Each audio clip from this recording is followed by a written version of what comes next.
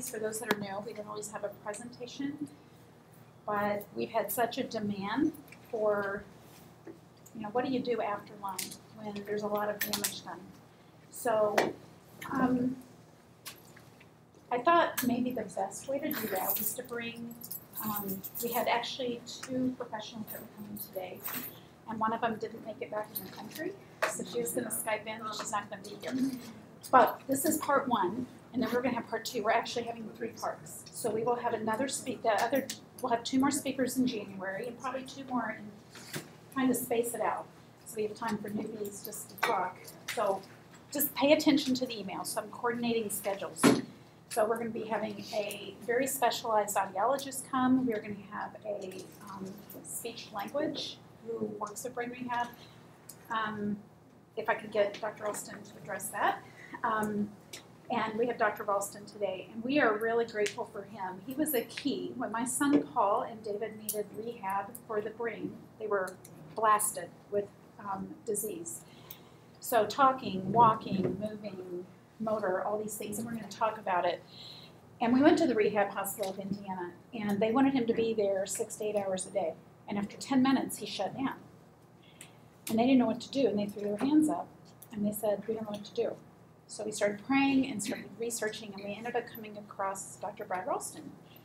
And his information made sense. And we watched it because he works with a lot of concussions and different things. And you know what? For that piece, my son went from here to here.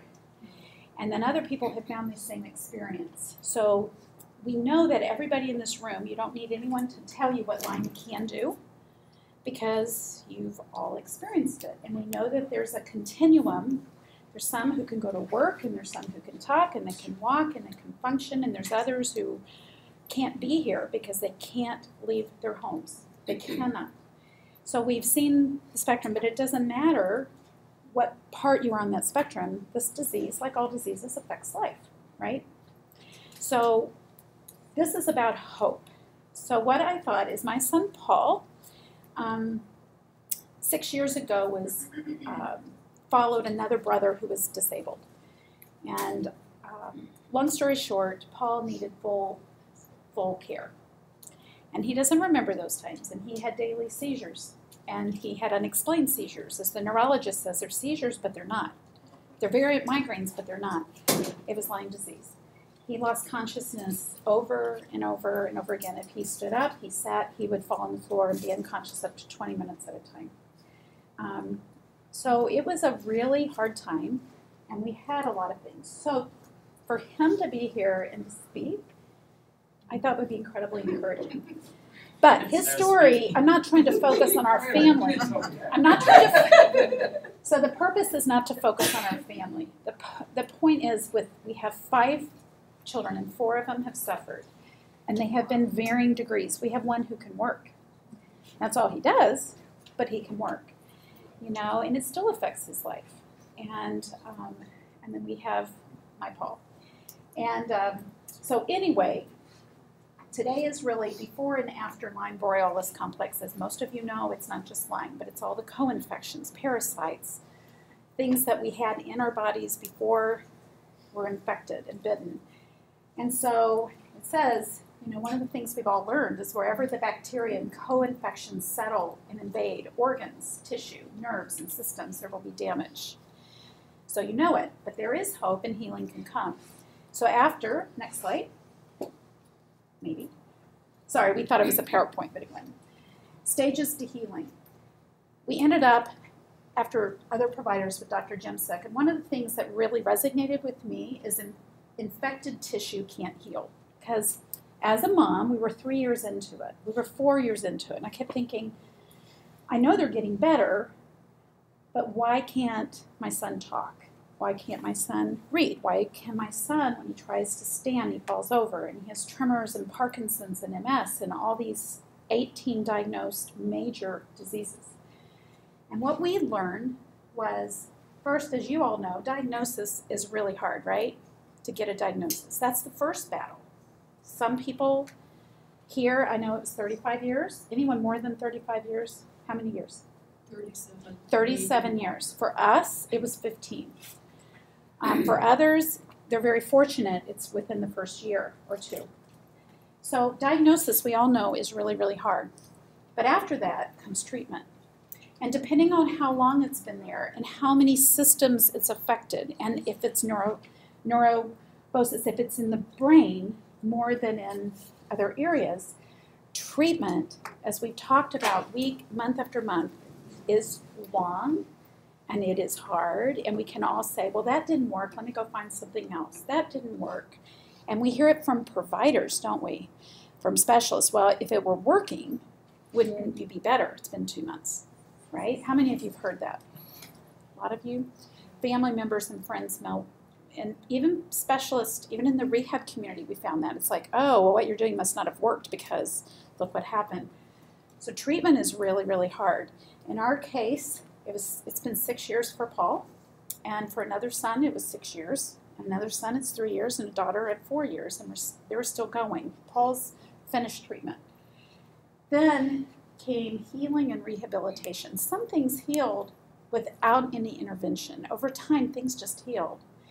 Other things we were kind of stuck and things didn't heal. And the question as a parent and a provider was, is it ever going to heal? Is this our ceiling? Or is there something that could aid and bump up that ceiling? Does that make sense? I know there's a family here, they've dealt with a nerve. When a nerve is impaired, it has devastating responses. And it's discouraging for the patient because they've gone through this horrible treatment. There was someone who had cancer, they're not here, and they said going through Lyme treatment was like chemotherapy on steroids. You know, they've been through the brain cancer, but for them, the Lyme was much, much worse. First of all, it wasn't understood, and secondly, it affected everything, you know, and that was our experience. So this is Paul. Paul almost lost his life. He's been in ICU. He's been in intermediate care. He had organ damage, muscular, tissue, cellular, and cognitive. And now he's here. So that is supposed to be the face of hope. Okay, next slide.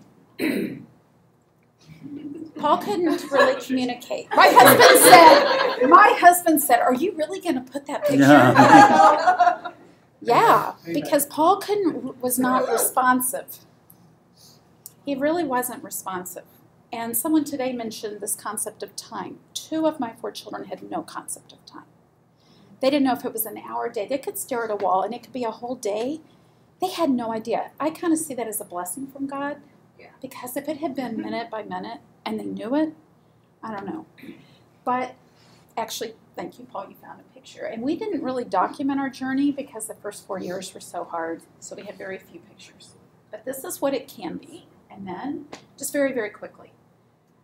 So he pretty much spent all of his days sleeping and in a dark room for about 2.5 years.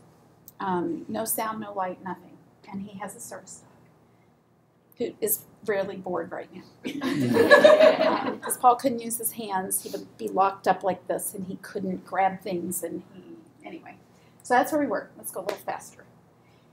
Then over time, we did conventional therapies. We did physical therapy to teach Paul to walk again. He had been in bed, and then in a wheelchair, in a walker, and that was a total of 4.5 years. So he needed to relearn how to walk again. So we don't have a PT anymore, okay?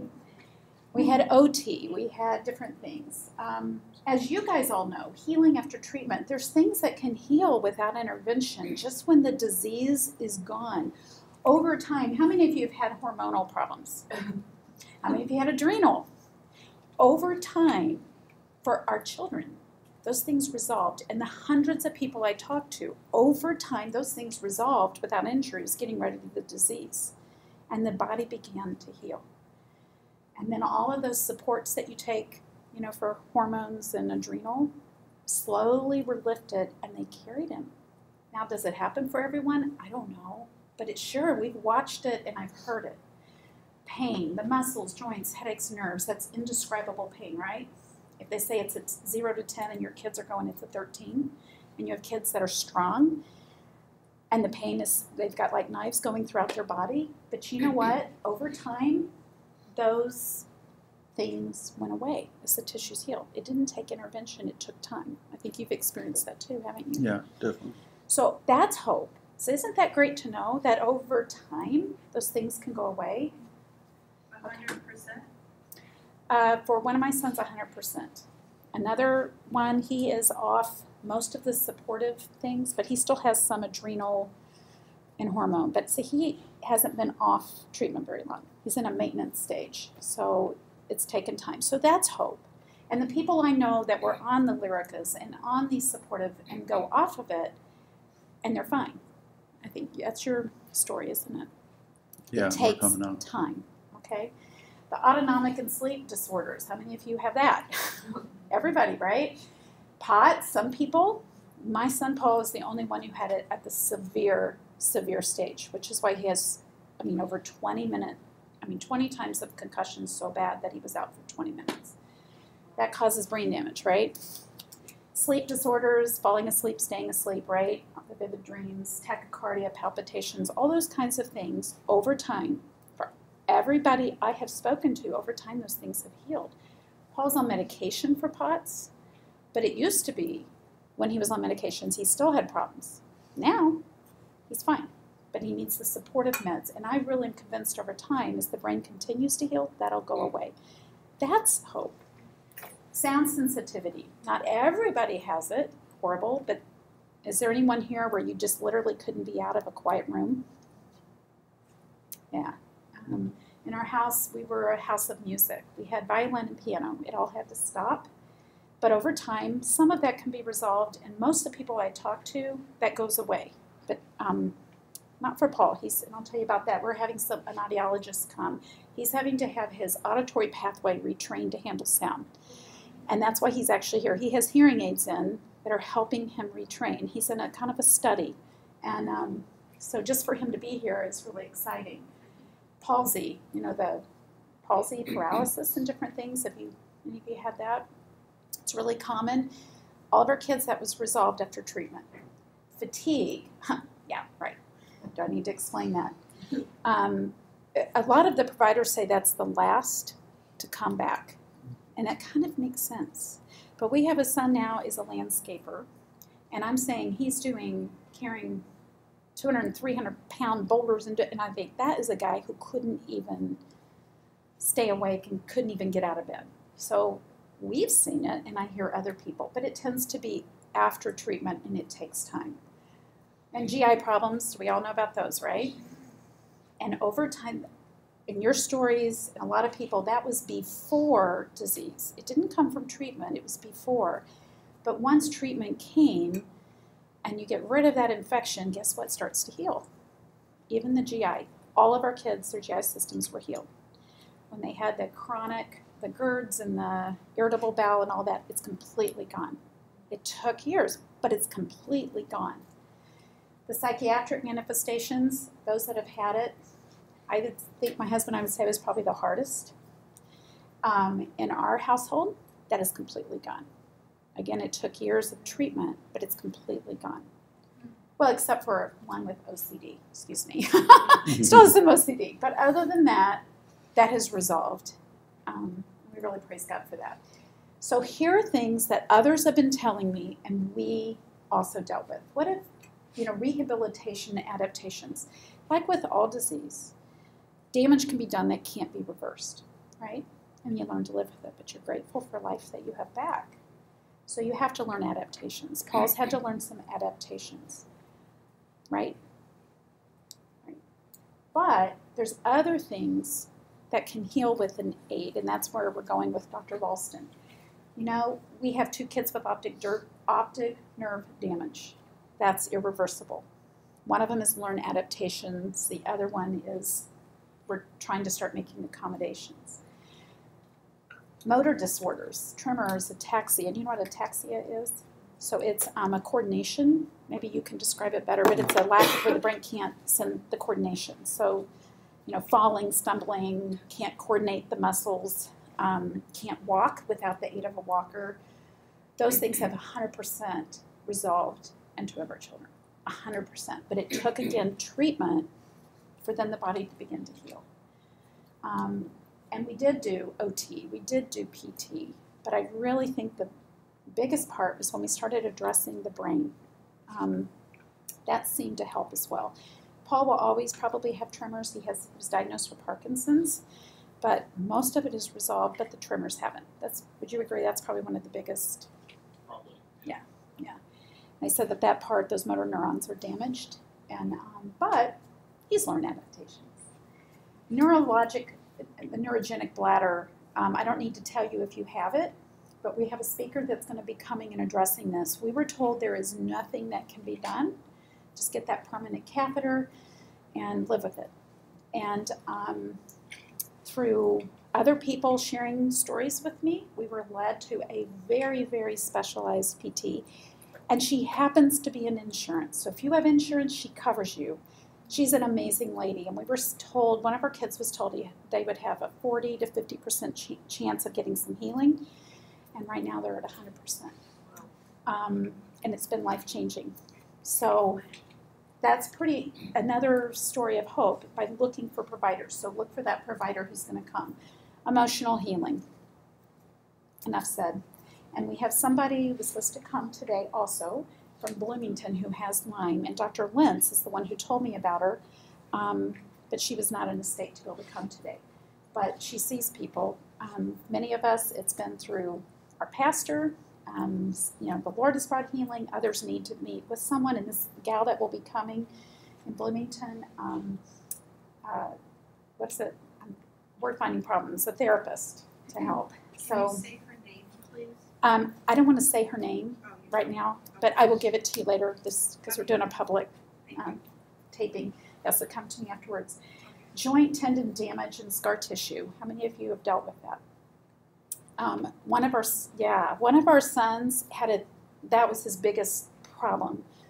And the reason he had pain, and we were neurosurgeons and different people, but what we found is there was a whole nother set of providers that were doing things, regenerative medicine, and it is what has been life transforming for our kids. Paul's neck, the ligaments, the collagen, Lyme needs collagen, the collagen was basically gone. So as he got better, these debilitating headaches continued, and they got worse and worse. And so I started thinking, everything's getting better and something's getting worse. There's a problem. And it took about a year to figure it out. And basically, when our C137, you're supposed to be think of a 0 in the way it functions. And if you're 2.1 millimeter, 2.4, you need surgery to have have spinal fusion. Paul was 7.1 to 5.5 through the vertebrae. And he was told to be bedridden. And if they did spinal surgery, it probably wouldn't help that much. He's doing regenerative, and he is under 2. So meaning he's gone from this terrible state, and he's now in almost a normal. You're getting there. It's amazing. So that's Dr. Scott Knoll was going to come and speak about that. He's been a real help that can be reversed. Vision sensitivity and visual disturbances. How many of you have dealt with that? Yeah. We found a lot of adaptations that can help with computer screens and special glasses. And over time, the reports that come into me is sometimes when the brain heals, that just gets better. So that's good.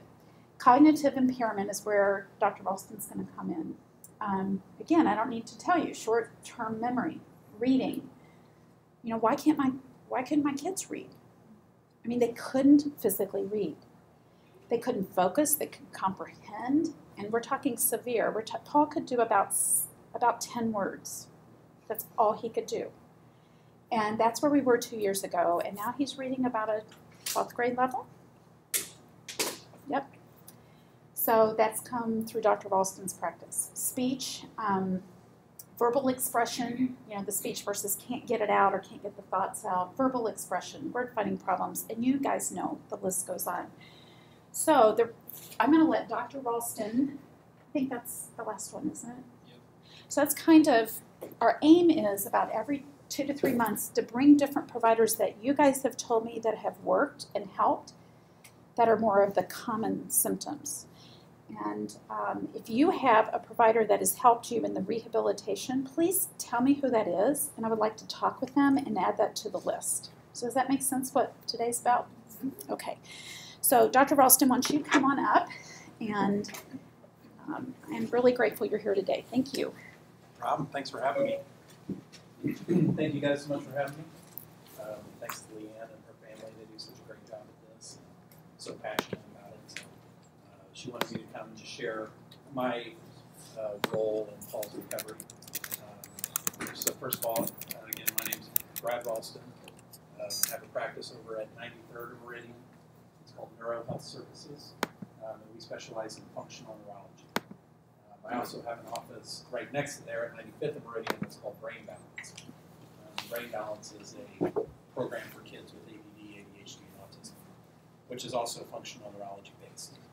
So functional neurology, just to give you an overview of what we do, different from medical neurology, which largely specializes in the diagnosis of diseases of the brain and nervous system. A functional neurologist looks at the function of the brain and nervous system, disease or no disease. So we assess how different areas of the brain are functioning and how they're coordinating together, be it the motor system, the visual system, the auditory system, the sensory system, the vestibular system, etc. Does that make sense? So it's a little bit different. We're looking at this more from just how is the brain functioning? Is it able to receive and transmit information appropriately? Can anybody guess what the main function of the brain is? You said, what is brain function? What is it? Coordination. Okay, that's one. Oh, that's to run your body. Of everything, yes. Run your body. It's to let you know where you are in space. It's the number one function of the brain. So when the brain dysfunctions, you don't know where you are in space. So that could mean cognitive changes, it could mean visual changes, it could mean balance changes, it could be motor changes. All those things can be impaired and affected. So my role in this, in seeing Paul, her slide did a nice job of kind of explaining this. I would come well after infection, treatment, into that rehab part, where you've had Lyme disease and it's affected things in your brain and nervous system, then and the infection has been controlled, now I go in and evaluate the function of your brain and nervous system to determine if there's things that are dysfunctioning, which obviously there are going to be, and the ways that I can give a therapeutic application to those. The main thing that we're trying to do is isolate the area of the brain that's most affected, that's causing the problems. And this is a kind of a tiered system, in the sense that, for example, I'll use Paul. Paul had high fatigability. So he could not tolerate 6 hours of rehab. There was no way. His heart rate would fluctuate between, high 80s up into the 131, 150. So you start doing rehab, and maybe they're not even looking at your heart rate. They're just going, oh, do this exercise. And you're sitting there and your heart rate's 151, and you're just like, I can't do this. I'm shutting down. They're not. If you're not measuring that, you're not going to know that that person is well exceeding their metabolic rate. So you're better off to just, with Paul, okay, we're going to monitor your heart rate. We're going to have you do this trivial activity to activate your right cerebellum. We're going to watch your heart rate. And when it rises up more than 20 beats, we're going to stop. And we're going to continue to do that until we build plasticity in that system, and then we're going to push you harder. So with him, we had to get his autonomic system to calm down. So he spent a lot of time riding our tilt table, which is tilting him up and down and just letting him feel gravity, letting him come up and let his cerebellum, be under stress of gravity, letting his heart rate come up. And then when it gets too high, then just lower him down a few degrees, let him sit there. And that builds plasticity in the nervous system. Does everybody know what plasticity is? Everybody heard of that term? Okay. Not really. Plasticity is the ability of the brain to remodel itself, to change itself. It's where you build new neural connections. And it's really the basis of neurological rehab, is plasticity. It's the basis of learning. So any system undergoes plastic changes, either positively or negatively, it's building new synaptic connections. Trauma and things like that can build abnormal or pathological plasticity.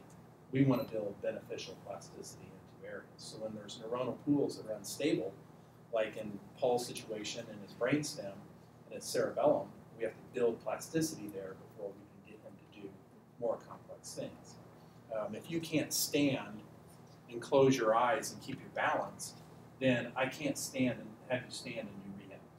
It doesn't make any sense. You're going to have to lay down and do things laying down for a while until you can control that aspect, and then I move you to seated and then move you to standing. Okay. So we're going to look at this slide presentation. Let me just say right off the bat, I'm not a Lyme disease expert in regards to the infectious disease part of it. You guys are well more knowledgeable than that. I'm looking at Lyme disease as a chronic condition. A lot of the features we see are honestly a lot like a concussion. It's just the immune system has concussed the brain, or the infection has affected certain parts of the brain in a negative way. And so a lot of the compensatory reflexes that we see in the brain are much the same as we see with a concussion or another chronic disease such as chronic pain, fibromyalgia, etc. A lot of times people go to doctors and they are told that there's nothing wrong with them. They have a normal neurological exam. Then your MRI is completely normal. You're fine. But obviously, we know that there's a lot more going on than just what the MRI says. Or the EMG. Right. They don't show anything. Well, my experience is EEG. Yeah. So with any chronic condition, we see, like Leanne had described, cognitive, physical, GI, autonomic, adrenal, immune dysfunction, which can be characterized by a large number of symptoms that can be all over the place. We find that the more symptoms that a patient has that's all over the place, the more it probably points to the brain. Because the brain controls it controls all functions, including hormonal, immune, autonomic, etc. So, chronic symptoms are real. They are reversible. They don't always respond well to medication. Obviously, we support the use of medication, but sometimes they're just not great for the difficulties we find in patients like this. Dysautonomia, there's some medications that work well, but sometimes you have to make the brain do something different. So the biggest thing that we see when the brain dysfunctions is an upregulation of what's called the fight or flight system. Everybody know what fight or flight is? Okay. So in your brain, you have three levels of your brain stem. The top area is called the mesencephalon, or midbrain. Then you have the pons, which is in the lower brainstem, and then the medulla is the bottom part. So we characterize it as mesencephalon, and then pontomedullary under that. Okay? The mesencephalon is fight or flight. The pontomedullary is rest and digest. So there's a conflict between rest and digest and fight or flight. And so when your brain becomes injured, be it a concussion, be it a migraine, be it a inflammation, hypoxia, low blood sugar, infection, it's going to upregulate the mesencephalon and cause this increased fight or flight response. So when the first thing we look at when patients walk through the door is we're seeing if they're in fight or flight. Is their heart rate up? Respiration's up? Pupil enlargement or coarctation, dilation of the pupil, increased reflexes, increased adrenal stress. Think we see those in Lyme patients? Yes. So the fight or flight response is designed to maintain the body during states of heightened stress for short periods of time. So this is your body's way of dealing with stress, and there's method to the madness. the fight or flight system pumps more blood to your brain to keep it going. So we'll talk about how we compensate for that. But these are the things we see on examination, which obviously we saw these things with Paul. We've seen with a lot of patients with chronic symptomatology. It's just lots of high heart rates and pupil dilation, and their brain is just on fire. As a result, with the lower brainstem underfunctions, it impairs digestion. The gut starts to dysfunction. Your bowels don't work right.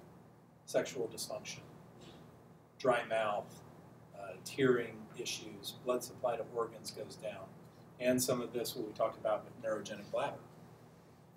Pontomedullary area is key with integrating the sympathetic and parasympathetic system across the spinal cord, which affects the contraction of your bladder. So people who have high sympathetic tone, they can't empty their bladder. Their bladder doesn't empty correctly, and then they get stasis of urine, and that sits around and gets infected. It's kind of like why back in the day they wouldn't let, they didn't want little girls to take hot bubble baths, and it was because it caused a UTI. Well, it causes a UTI not because of the soap; it causes it because of the heat. You heat these kids up, their bladder doesn't empty. They don't go to the bathroom as much. So that's designed to make your brain, like if you're in say a stressful situation, you got to run away from a bear. You don't be like, oh, I got to pee. You want to hold on to pee, you just got to get out. So, we see this top-down control from the brain. Literally every organ system, every output of your body is synaptically relayed back to the spinal cord and brain. So as Leanne was saying, if there's specific nerves that are damaged, we're going to be able to look for those. And sometimes you just got to teach the person to adapt and find a different strategy to compensate for that. But sometimes I've found that people have said that the nerve is damaged, and it actually wasn't damaged. It just wasn't functioning. There was something that was affecting its overall function. Okay, so the brain normally fires, again, like we said, the left brain fires to the lower brainstem. The right brain fires to the right lower brainstem.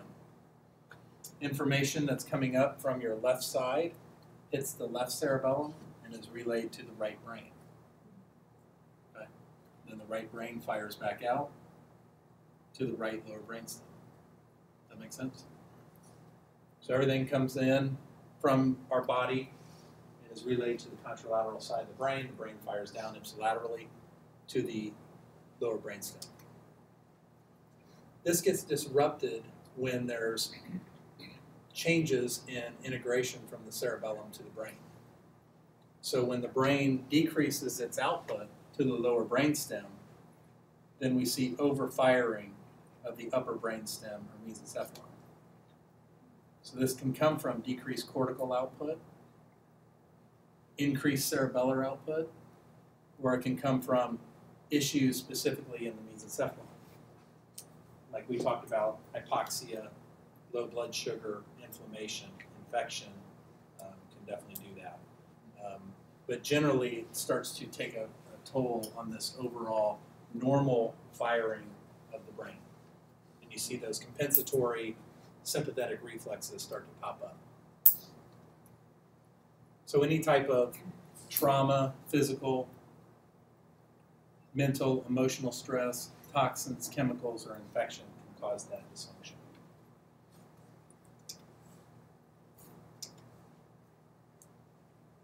That altered brain firing creates chronic pain, chronic fatigue, migraine headaches, and light sensitivity, blurred vision,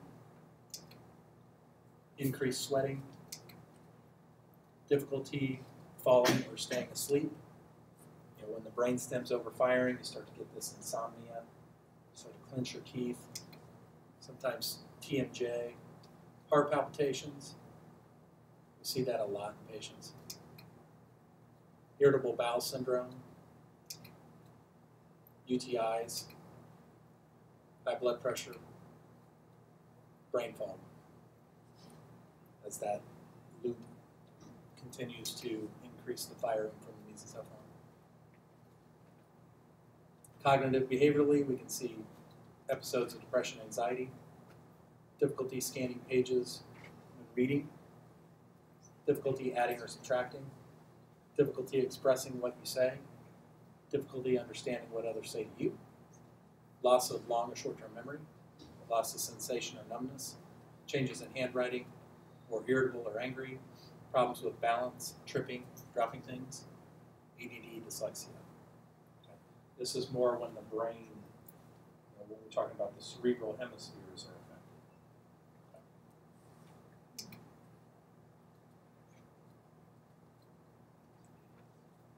Okay. So, kind of a different view of that, but it's all the same problem.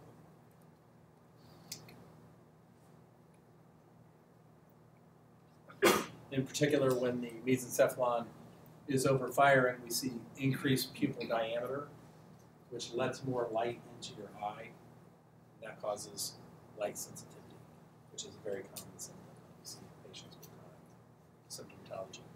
Think of like a camera lens. If I open up that lens more, I'm going to let more light in. That's what creates light sensitivity. So when you look at people who are light sensitive, you see these big pupils. The blood vessels in the brain can constrict and dilate, which is where you see headaches. Some people have vasodilated headaches, meaning the blood vessels open up and blood pools in the brain. Some people have more vasoconstricted headaches. Sometimes your response to like caffeine can tell you about that. Does anybody have headaches? You do well with caffeine or not? I do have it. You do better? You don't have it? She's not allowed. I'm not allowed to. So I was so moved. Zomig? Yeah. Okay. For me, it's dose dependent. If I get too much, I get a very bad headache. If I get right in my sweet spot, it helps that headache. It's kind of like you got to get it right as soon as that started. You get some vasoconstriction going. Sometimes you can ward off a headache. But the lower brainstem not firing definitely affects the NTS, which is nucleus tractus solitarius, which has an effect on bladder function, and the vagus nerve. So the vagus nerve is very, very big in research with chronic pain. Does everybody know what the vagus nerve is? So it innervates everything, comes off your lower brainstem, this cranial nerve 10, innervates everything from your heart to your lungs to your colon on down. So with chronic pain, we do a lot of vagus nerve stimulation. Now they do this electrically. They can put in a vagus nerve stimulator. It's commonly used for patients who have intractable seizures.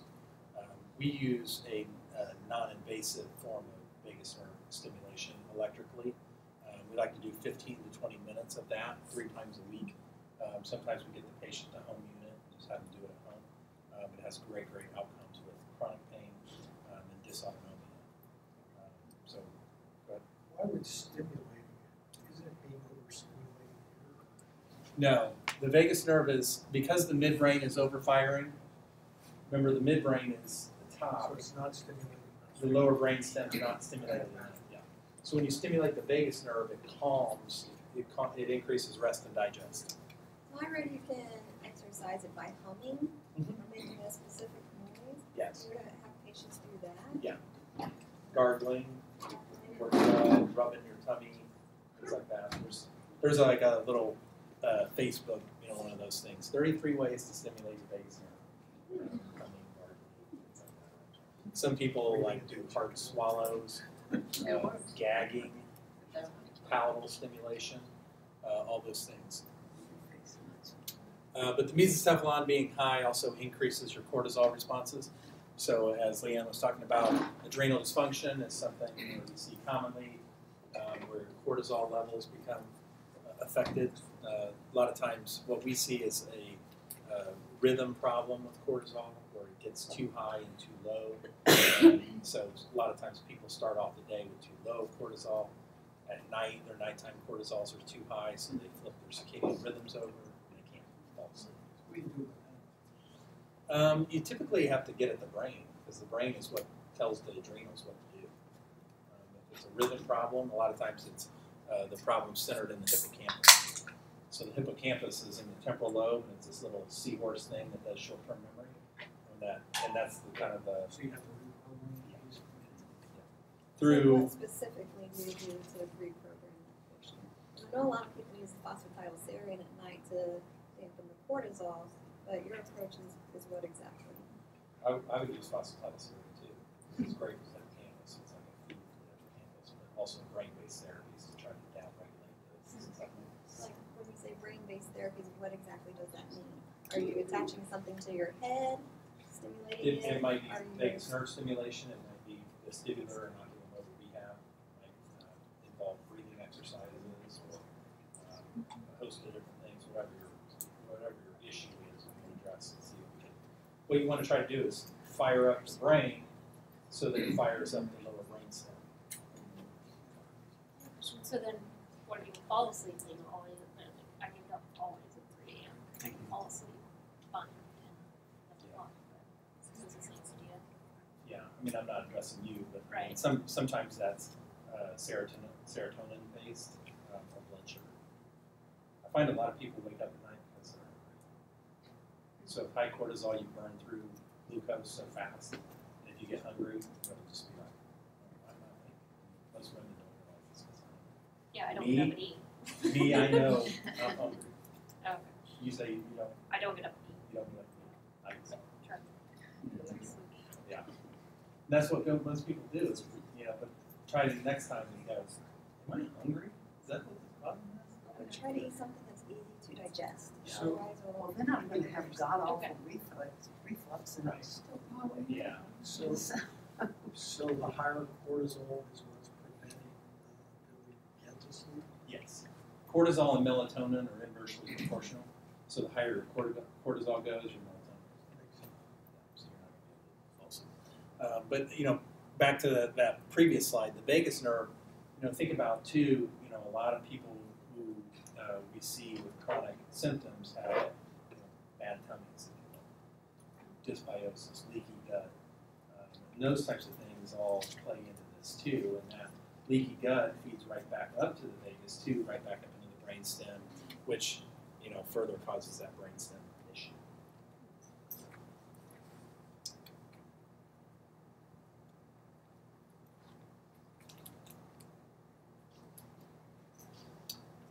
So through the IML in the sympathetic cord, we have influences in the SA and AV node, which affect heart. So if you have basically if you have a left brain type problem, you're more likely to have like PVCs and PACs, whereas if you have a right brain problem, you're more likely to have tachycardia. So high heart rate people typically have that right brain type of. May I ask a question? Does that relate to flattenings and inversions of T waves? It can, yes. We can, Yes. because that's what I know. In my heart, I've been diagnosed with the flattening and inversion. Then there was something else, but I don't remember what that was. Yeah. And something else came when I got diagnosed with mycoplasma infection. Okay. Yeah, there's some of our guides, some of our colleagues, so just kind of a segue. I did my training at the Carrick Institute with Dr. Ted Carrick, who's a world-renowned functional neurologist and basically the father of all this type of work. All of us are following in his footsteps. And he first pioneered this work in the late 80s and early 90s. And he's just a wizard. He's brilliant. And he gives a lot of lectures on neurocardiology. I have an understanding cursory, but he's really good at that stuff. But yes, there's a lot of influences with the IML on the heart. What's his name again? Ted Carrick, I spelled his last name. Carrick. Thank you. And so another group to research is called Plasticity Brain Center. We're all connected in this neuro network of providers throughout the country who do this type of work. So our training, again, we started with Dr. Carrick. I started back with him in 1997, learning functional neurology, and we just have morphed into different, I would say, specialties based upon, the needs that we find. Concussion was obviously a big need, so we really researched and dove into that a few years back. I'm guessing that Lyme disease would probably be somewhere on the forefront, given the prevalence.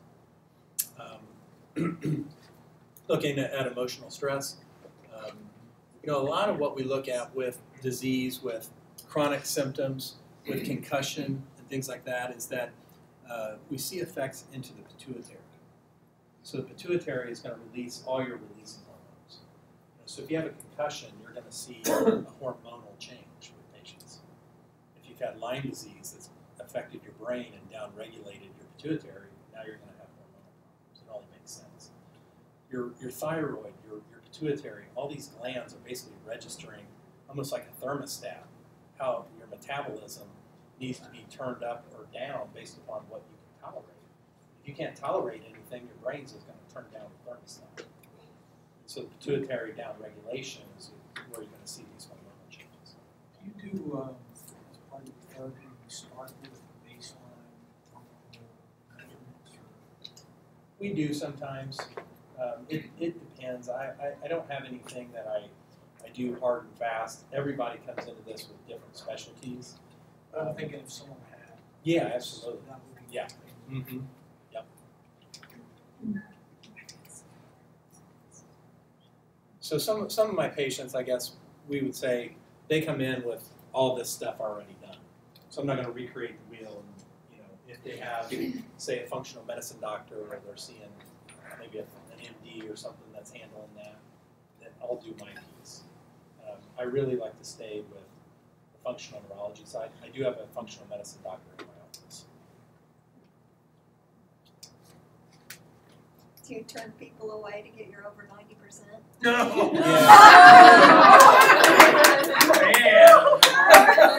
That's right.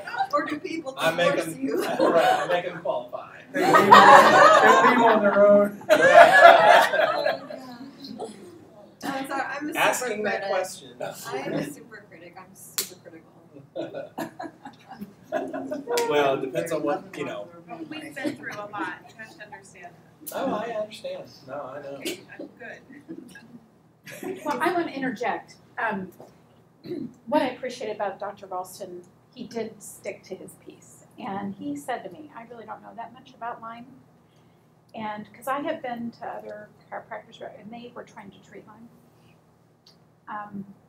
And I knew probably 90% more than they did. And you all understand what I'm talking about. I appreciated that he understood the disease part. And until we beat down that disease, this healing couldn't help us. We needed to use the medications we were to get through it. And he really said, I don't know how much I can give back, but I see this and this and this part, and I can explain this, this, and this, and let's work on that. And that's what I really appreciated, his humility. And the parts that we worked on were really, really helpful. And when we came to a part that didn't work, he agreed we needed to look for another source. So just to speak for that. Yeah. To that, and I think that's a great point. As someone watching someone go through this, both of us are impatient. Okay? And so when we see, hey, I can impact these symptoms, of course, we don't want to do it like now, right? How do you determine when's the right time in diagnosis, treatment? Because they're not hard stops. It's not like you do treatment for exactly 6 months, 12 days, and 4 hours, and then you take next step. Sure. So how do you navigate kind of that time where you're not sure? Some of it comes naturally, like when the patients are on treatment or off treatment, we might find that there's a good week for me got you, the pulse Yeah. cycle, that makes And sense. it's like, okay, this is just not working. Yeah, I'm thinking more, in our particular, treatment's 3 years. They're trying to kind of get it down. We know there's damage, and it's just a matter of wanting to apply healing techniques at the appropriate time. Because Sure. I don't want to. We both don't want to add stress.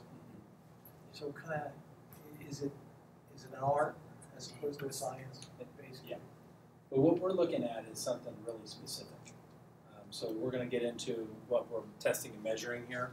But we use some different evaluations. One is dynamic posturography, which is a balance assessment.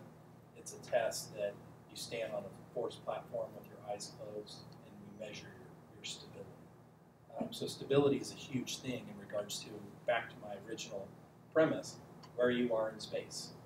You know, so if I see that stability number really down and you're fatiguing a lot in the test, then I know that you're probably you're not in a good place to do a lot of brain rehab today. Yeah. We look at, those autonomic measurements. We look at your heart rate. We look at, this examination.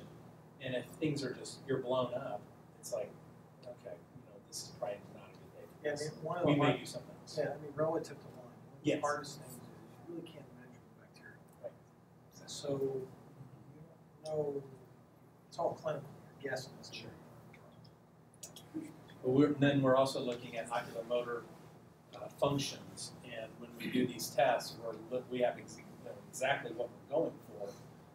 And so as the patient proceeds through the rehab, their performance should improve, and as that's improving, I'm going to see improvement on the baseline testing. If That's how, yeah. So it's not really geared towards one particular symptom. It's trying to get certain things in your brain to do. Go ahead. Yeah, Lynn, we've had these conversations because we were in that position too, and we wanted so bad for just success. We tried things too early. And it really came to our Lyme provider. He would say, the disease is winning too much. We're still in too much of an active state. So whatever you're trying to quote rehab is just, you're still dealing with this bacteria. There's a time for it. And so using the provider, wherever you are, and they're finally saying you're kind of more in a maintenance stage, that's when we saw the biggest thing. That's when we saw not the complete setbacks. And then when we were in treatment, as Dr. Ralston found, there was no point of bringing it all in. But if we had brought him in probably a year before, there was no way. He wasn't ready. And that's the concern. So when your Lyme provider says you're kind of in that maintenance phase, that's when we found it was time to start. And Thank you. Oh. And at the end, maybe you could talk a little bit about, for example, kind of like with me, what a session kind of would look like, and how things would adjust based on the day, based on minute by minute. Mm-hmm. Right. Thank you. Exactly.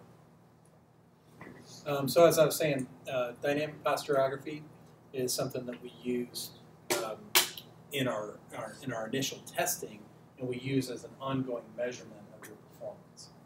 So I'm going to kind of segue due to time, based upon go into more of what we're testing for, and then go into more of the treatment protocols. I think we've established, how we're looking at different effects of Lyme on the brain.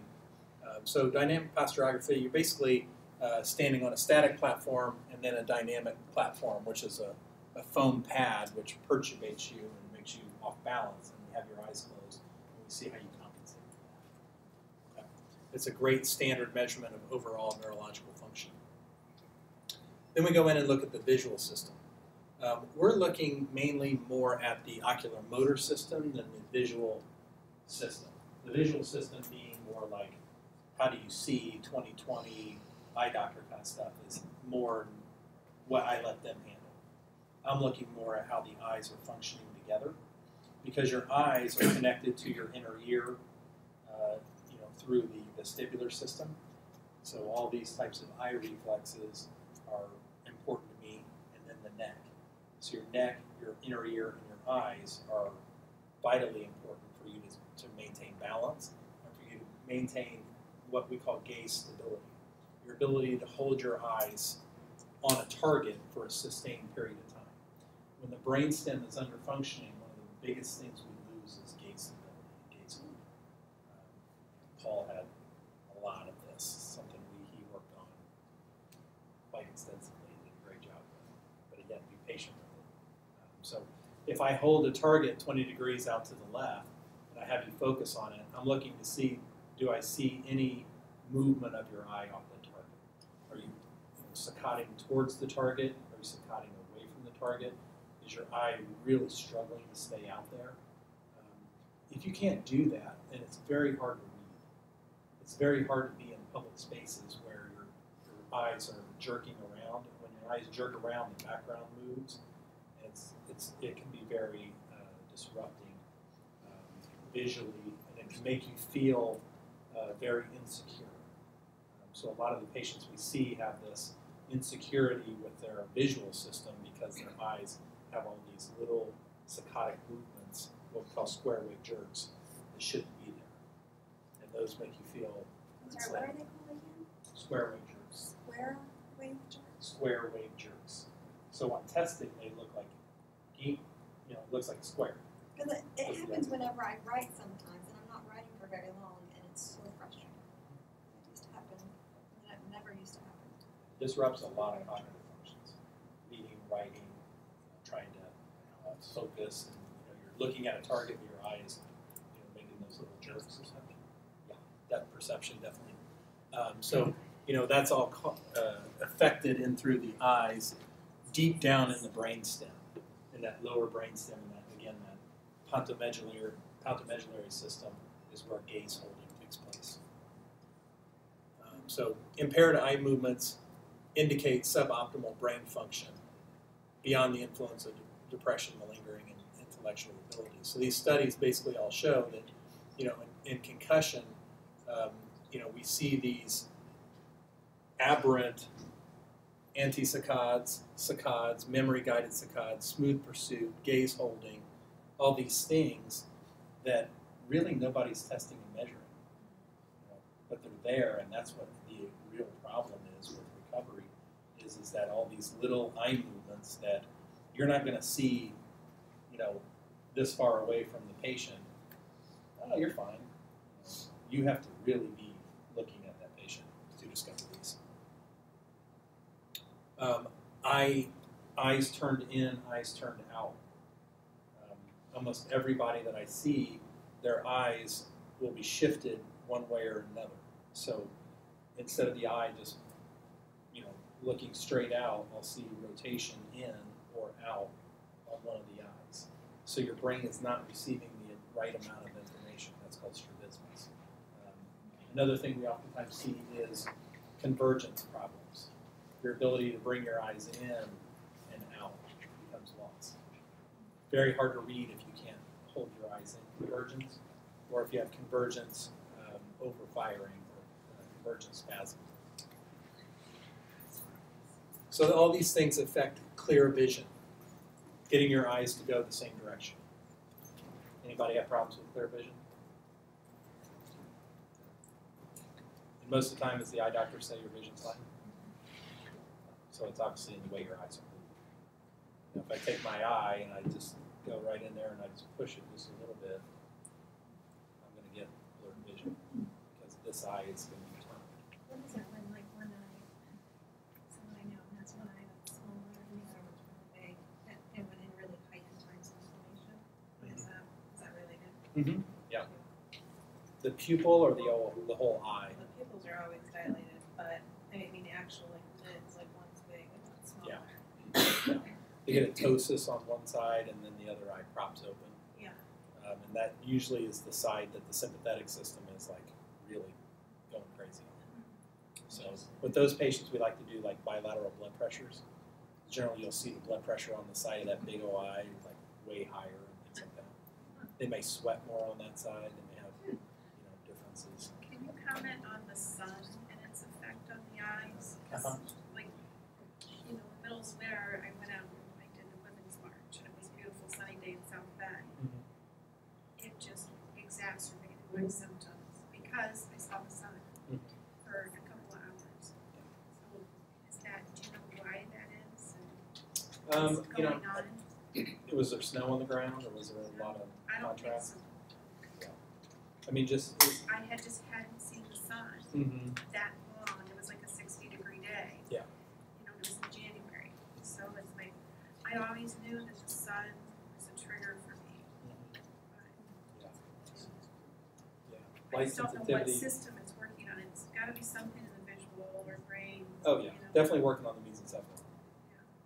And so, but different people, I think, react to different things. I have some patients that just cannot tolerate like these lights on ground, like really harsh fluorescent lights, just higher than that. Some patients can't tolerate computer screens. Can't tolerate computers at all. But anytime we see, strabismus or nystagmus or eye dysfunction, oftentimes what we'll see is head tilt. And the head will shift and tilt, where you're compensating, and your eyes are actually on two different planes. And so if this eye elevates, what I'm going to do is tip my head this way to line up the visual field. So anytime you see a head tilt, you already know that the eyes are out of balance. Head postures, strabismus, where you see the in-rotation of the eyes, the way they roll side to side, are things that we all look at. This little guy, this eye, he's got a hypertropia. It's deviated up. He's tilting his head to the right. Obviously, she's got a big hypertropia. And you're saying you have strategies that work on the brain can help alleviate that? So what we use is called video nystagography. We put some goggles over the eyes, and we watch eye movements. And while you're actually watching like a light bar, and we are projecting that onto a computer screen, so we can measure and graph out how your saccades, your pursuits, your optokinetic movements are, your gaze stability, your gaze holding, all those things are working. So we have an objective measurement of your eye movements. That's a permanent record for us. Part of what we do with the rehab is we program your exercises based upon how you performed here. We do rehab for a prescribed period of time, and then repeat this test to make sure that we're seeing the change objectively with your eye movements. I wanted to bring Paul's pre and post. It's unbelievable. Yeah. So you sit, you wear the goggles, and then there's a light bar that's projecting different things, different dots and bars. That's how we test the eyes. So we use the dynamic posturography and the video nystagography to get an assessment objectively of how your nervous system is performing. So it graphs it all.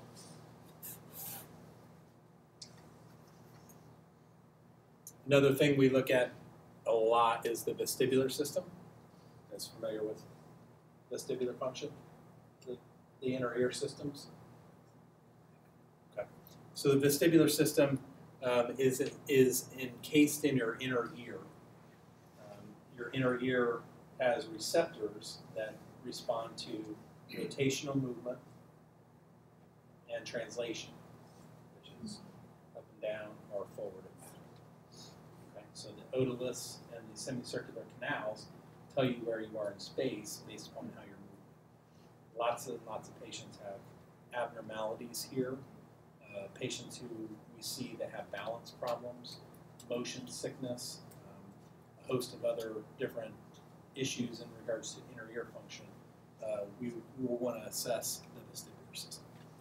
We worked a lot with Paul's vestibular system. Patients can't stand on the caps and do the dynamic posturography. We know the vestibular system's been affected. Okay. Now, infection can do that. It can affect these hair cells and these receptors in the inner ear and cause vestibular damage. Oftentimes, those can still be taught to compensate. What we've started to realize here recently, this is like 10 years worth, meaning new information in the last 10 years, is that the cerebellum has a lot to do with cognitive function. And so it used to be thought of as just primarily, your cerebellum is in the back of the brain, thought primarily as a balance, coordination and movement type of organ. We know has a lot to do with cognition.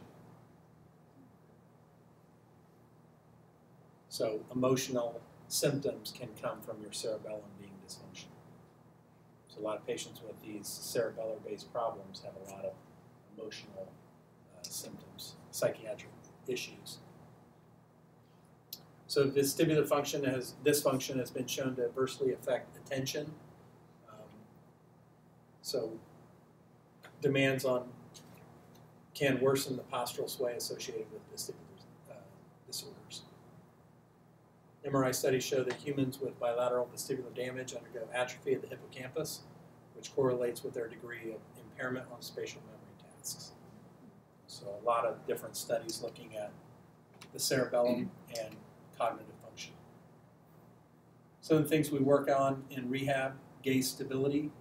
Again, the ability to hold your eye on the target and not move away.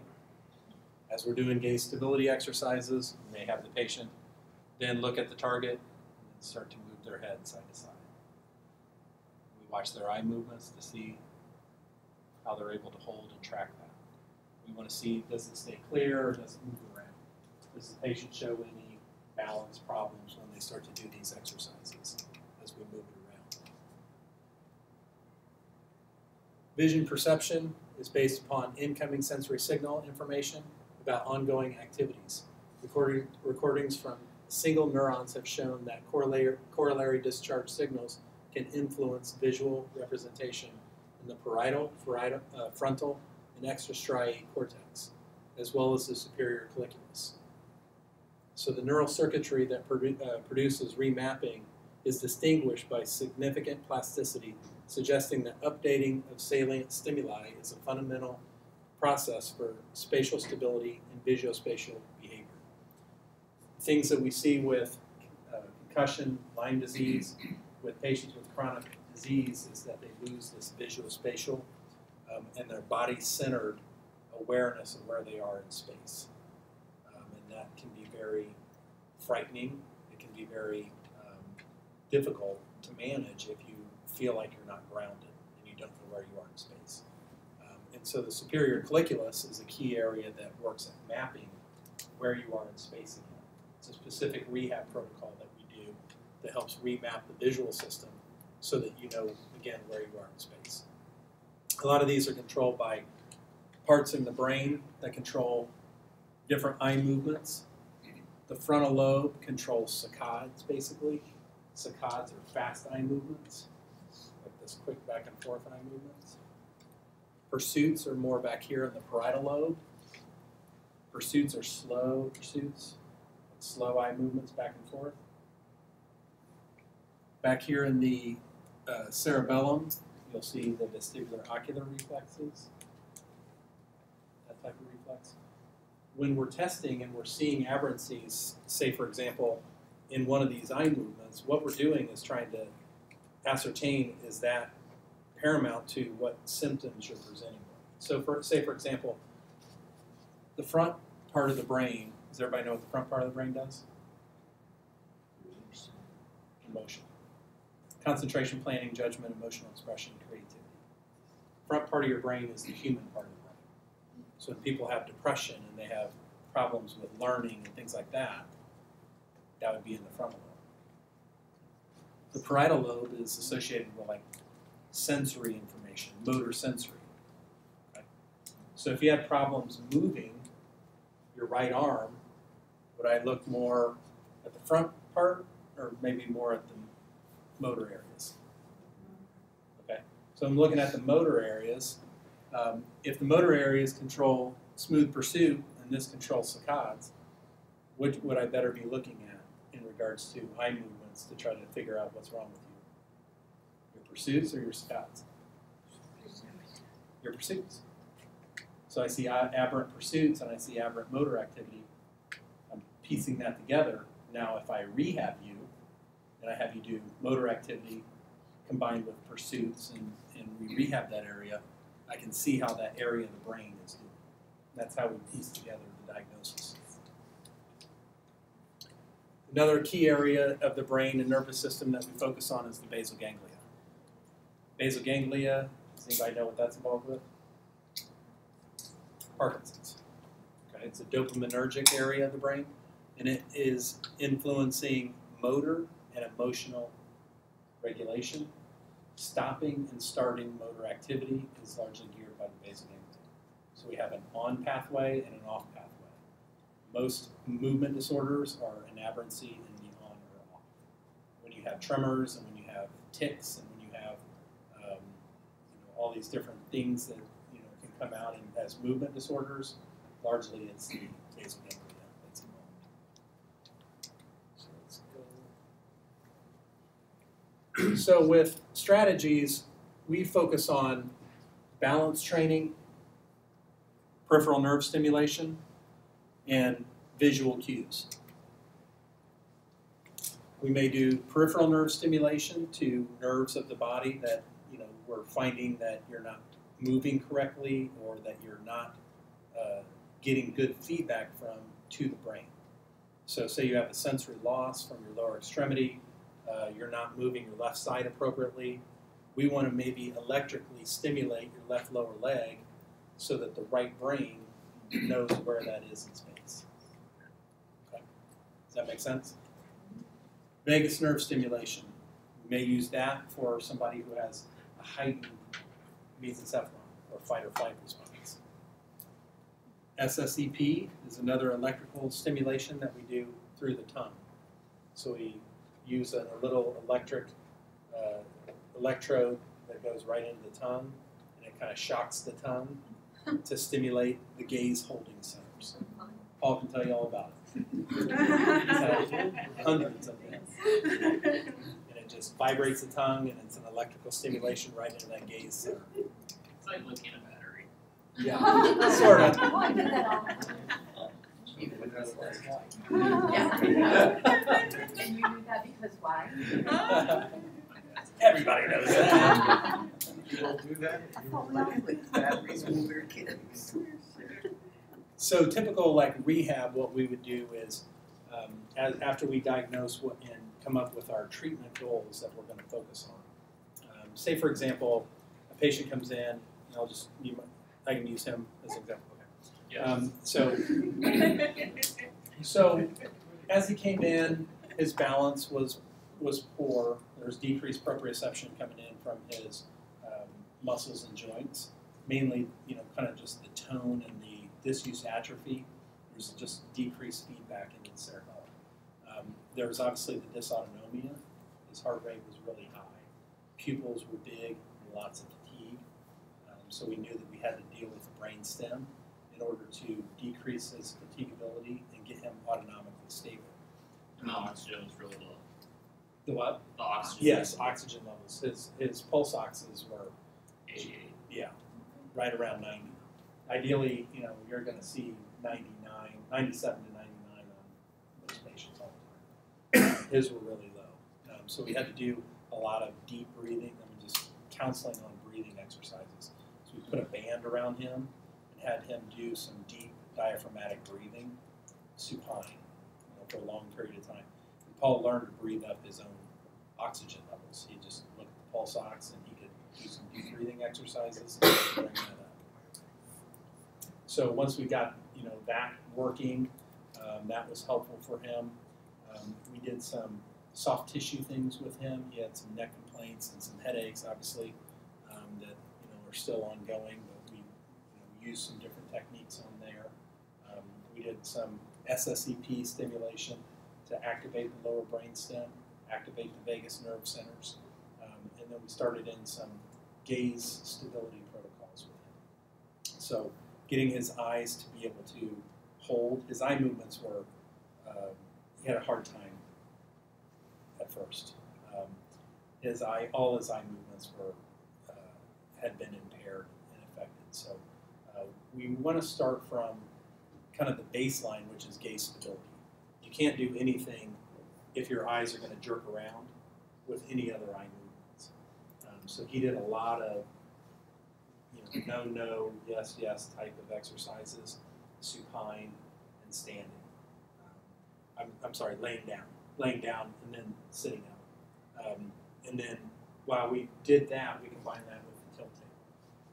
The tilt table is just a table that just comes up in different degrees. We'd lay Paul down, we'd look at his heart rate, we'd tilt him, we'd just let him sit there and do different activities with him to see if we could lower his heart rate while he was on the table. So we might do complex movements, or we may use a Henny field, where we had like a checkerboard on one side, and give that to him. Yeah, that's the tilt table. So we're monitoring his pulse ox, watching his heart rate and his breathing. He didn't have the band on at that time, but definitely focusing on those deep breathing exercises while he was doing that to make his oxygen levels come up. Can I say something? Go ahead. You know, with Lyme, how it's really hard because you don't have concrete measurements for things, right? What I really appreciated about this, first of all, when Dr. Ralston said, of course he can't read. You know, if your eyes can't even work, you're taking in information. And by having some of these measurements, you could visually monitor it. You could see things. Like when he would measure Paul's his heart rate and his oxygen, and I'm seeing 88 oxygen. I mean, Paul was hospitalized if his oxygen was under 92, but yet he was living like this.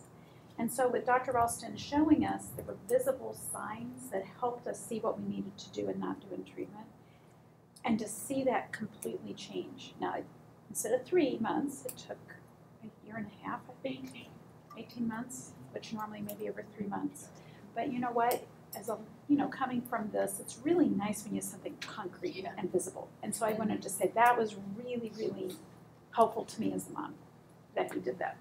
I agree. My daughter actually was with you for 3 months, and it was a lot of improvement. I mean, she never lost the ability to read, but she would read for maybe an hour and just have a crushing headache because she had that eye movement thing, and you don't know you have your eyes doing this. You don't realize it, but you get massive headaches if you read any length of time or whatever. And so she, through whatever, all this stuff that you're now saying that you did with her, her migraines were almost gone at that point.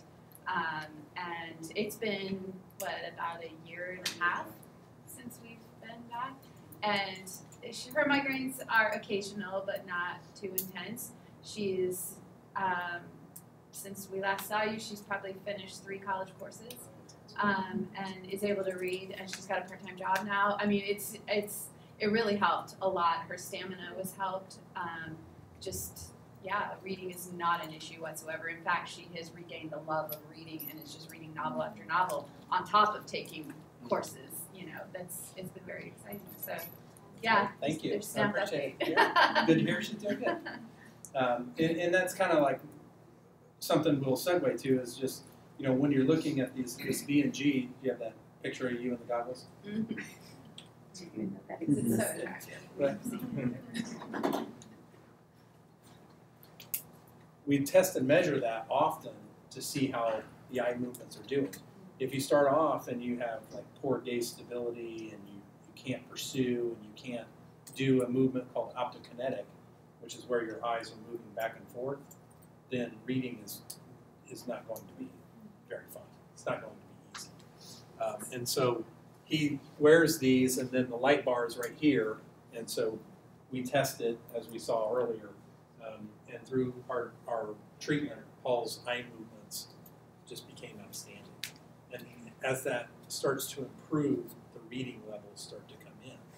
And that forms the basis of what we're able to do later on, which is come in and build on things cognitively. So much of Paul's early treatment was just based upon autonomics, getting his eye movements up to speed, so on and so forth.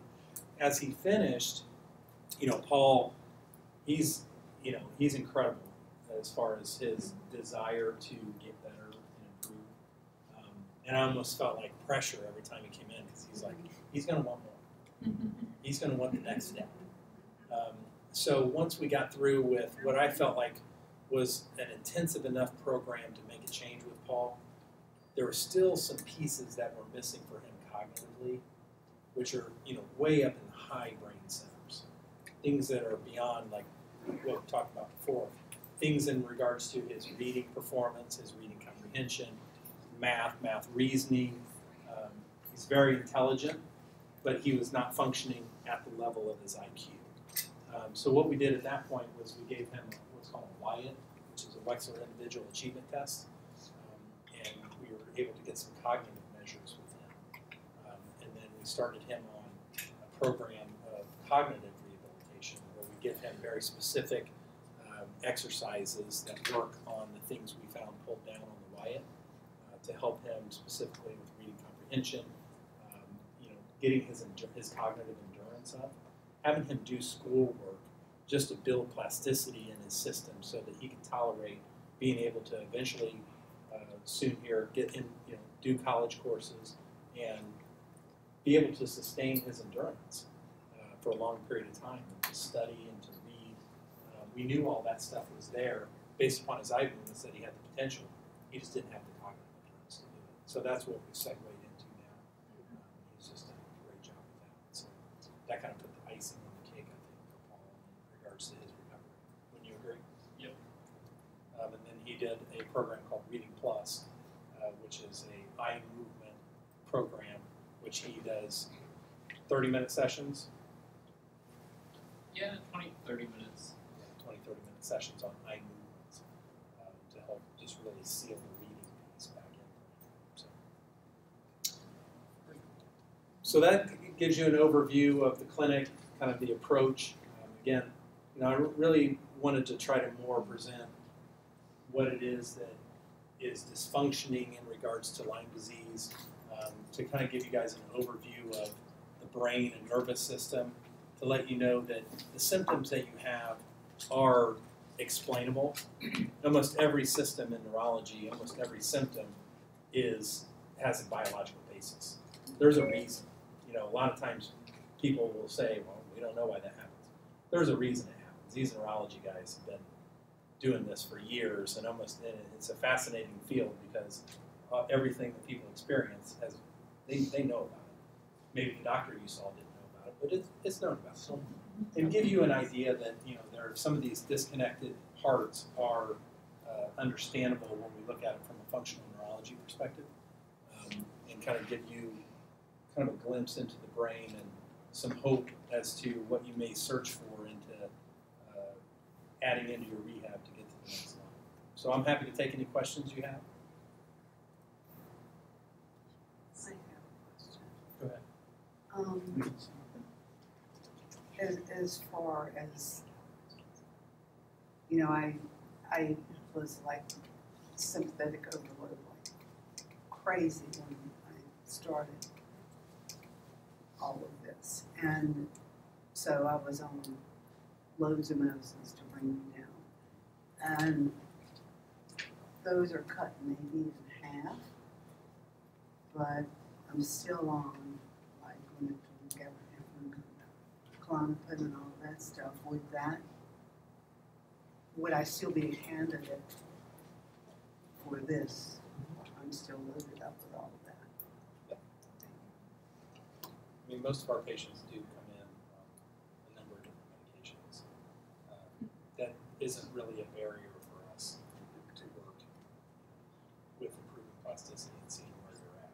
Does it impact, for lack of a better term, movement slow? No, not really. Vestibular sedatives do a bit. Like if you have an acute dizzy case and they're on a bunch of sedatives, it's kind of like the sedatives are suppressing the function of the brain, and I'm trying to make the brain function. So It's kind of counterintuitive. yeah, right, exactly. It's kind of like if you're taking a bunch of Valium and we're trying to stimulate the brain. It's not gonna We maybe just get an even output. I think I have 4 questions, but I'll just ask one now and give the floor. So, in my research, I always thought that it was the pituitary hypothalamus, or HPA axis, hypothalamus pituitary adrenal axis. And my background's in research science, so this is about all I can come up with. So it's just a pleasure to hear that you've hit, what's going on and all. But can you maybe comment on the HPA axis in terms of how it relates with this?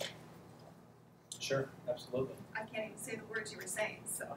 No, I mean, I think the HPA is central to what we see with Lyme disease or concussion. again, it's going to downregulate anytime there's cytokines or inflammation or infection, or any type of trauma to the brain. Sometimes there's direct involvement and direct insult to the pituitary. Like in a concussion, you literally can like hit the brain, and that pituitary just lies in that little cella turcica, and it can get physically disrupted, but also chemically it can get disrupted. Infections and things like that. And so downregulation of the HPA is really associated with kind of the depression pandemic that we see. Women who have HPA downregulation, may have kind of a puny thyroid, a puny adrenals, puny ovarian output, things like that. So it's a key aspect of research. And getting that going is, can be life-changing for people. You touched on hormonal imbalances. Do you treat patients that have PMDD, and are you successful with that? We do address that, certainly. There are some aspects of the neurological basis with that, but we can talk offline about Okay.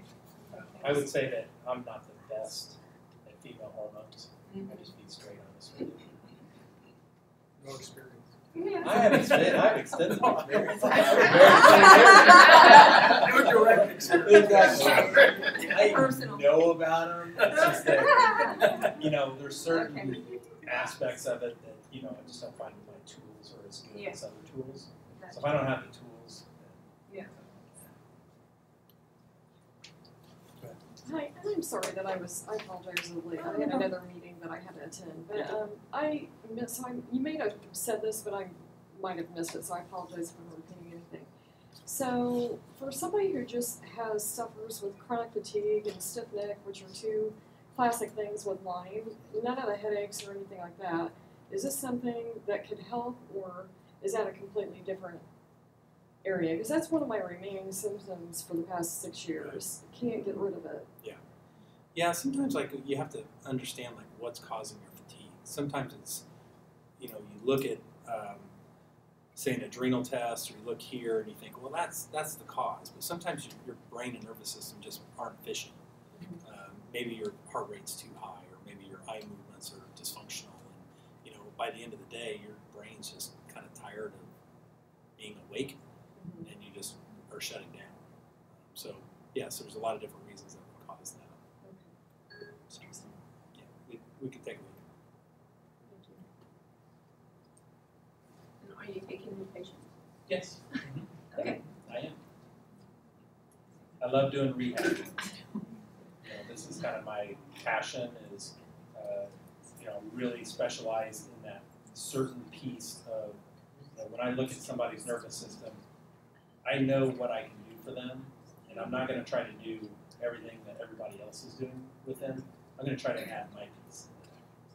I have a question. So something I've experienced, and it hasn't happened in a while, but it's happened 3 times, and it's so super bizarre.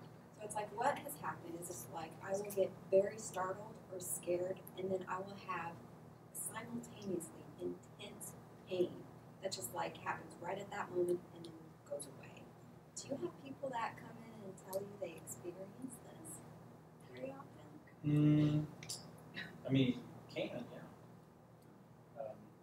Is your startle response been Well, my increased? fight is constantly on, and I'm constantly tapping and trying to calm down, breathing, meditating, but it's just not enough. How's your Moro? You have a Moro reflex? I don't know what that is. Yes. Yes. Yeah, it's obnoxious. I won't embarrass you. I think I embarrassed myself pretty good, so thank you. So, the Moro reflex, we have people stand, and they hold their hands out, and I stand behind them, and I clap my hands, and they have to cross their arms and then fall all the way back. Even talking about this, Oh, I'm feeling Exactly. anxiety. Yeah, she's already, you can see her her lips are already she's kind of quivering here.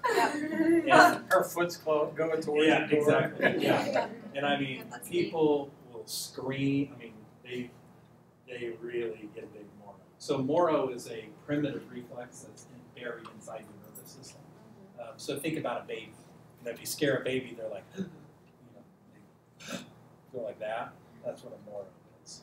So that Moro, as a result of that sympathetic barrage, I mean, yeah, you can't get tangles. It's a great description, sympathetic barrage. Paul said if you have questions, he would be glad to add some things as well.